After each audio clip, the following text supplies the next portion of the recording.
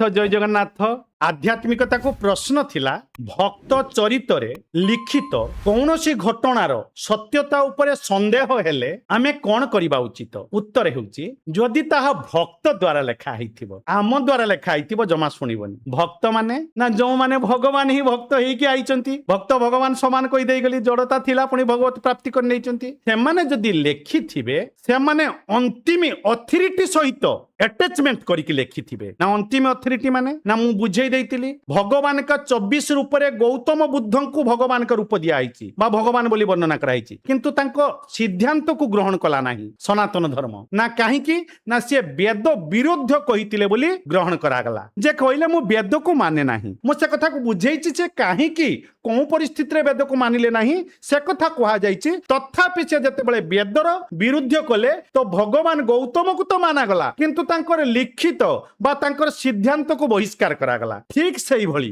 भगवान लेखंती जदि ताहा अंतिम अथॉरिटी वेद सहित अटैचमेंट नथिबो भूत भव्य भविष्यंच सर्वम वेदात प्रसिद्धति वेद द्वारा प्रमाणित हेई पारुथबो जेमिति गीता भगवान लिखिचंती बोली आमे मानुने सर्वोपनिषद गाव समस्त वेद शास्त्र को गाई कराइची दग्धा गोपाल नंदन पार्थवर्त सुधीर भक्ता दुग्धं गीतामृतं मत तेणु आमे गीता को मानुचे तेणु भक्त जो कथा गुड़िक लेखि जाइचंती कृत शास्त्र लेखि नथिबे निजे निजे लेखि नथिबे से गुड़िक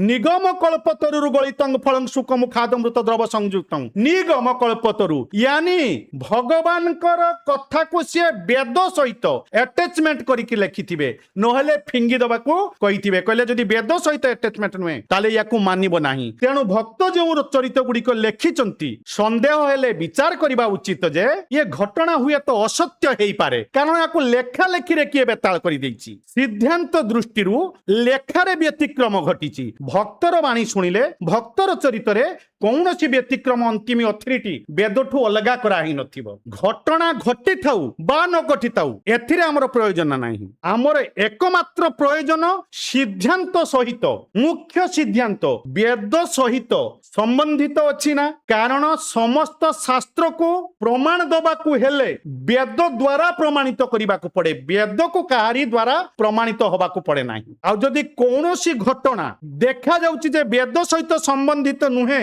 एमाने लेखिचंती ताले ताकू जल्दी छाड़ी दियंतु पुनी आज प्रश्न हेउची भक्त निजको भगवान कार मने करे तेबे प्रभुजी से शरीर सहित निजको भगवान कार मने करे ना शरीर को बाद देई केवल आत्मा को नेई निजको भगवान कार मने करे।